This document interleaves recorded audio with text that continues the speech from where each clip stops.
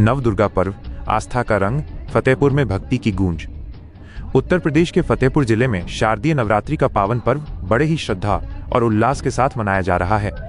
9 दिनों तक चलने वाले इस उत्सव में मां दुर्गा के 9 स्वरूपों की विधिवत पूजा अर्चना की जा रही है, जिससे पूरा वातावरण भक्तिमय हो गया है। मंदिरों और पंडालों में भक्तों की भारी भीड़। सुबह से ही मंदिरों और पंडालों में भक्तों की भारी भीड़ उमड़ रही है। महिलाएं और युवतियां माता की आराधना कर दीपक जला रही हैं और अपने परिवार की सुख समृद्धि की कामना कर रही हैं।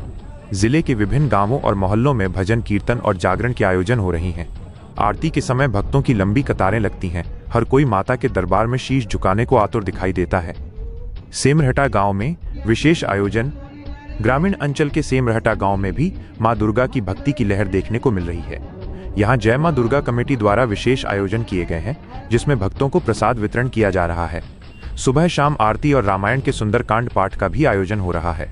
इसके साथ ही भक्ति भाव से ओतप्रोत करने के लिए जागरण का भी कार्यक्रम सुनिश्चित किया गया है। नवरात्रि का महत्व।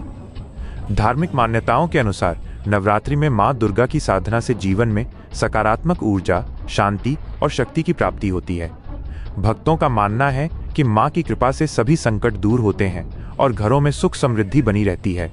नवरात्रि का ये पर्व समाज में आस्था और एकता का प्रतीक बन गया है।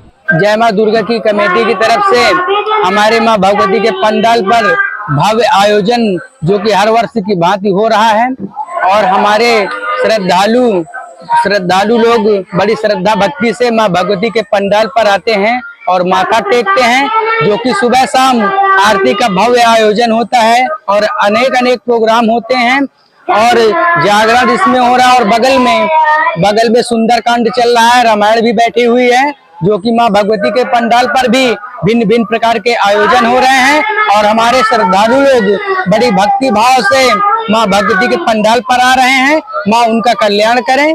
बोलिए शेरा वाली मैया की।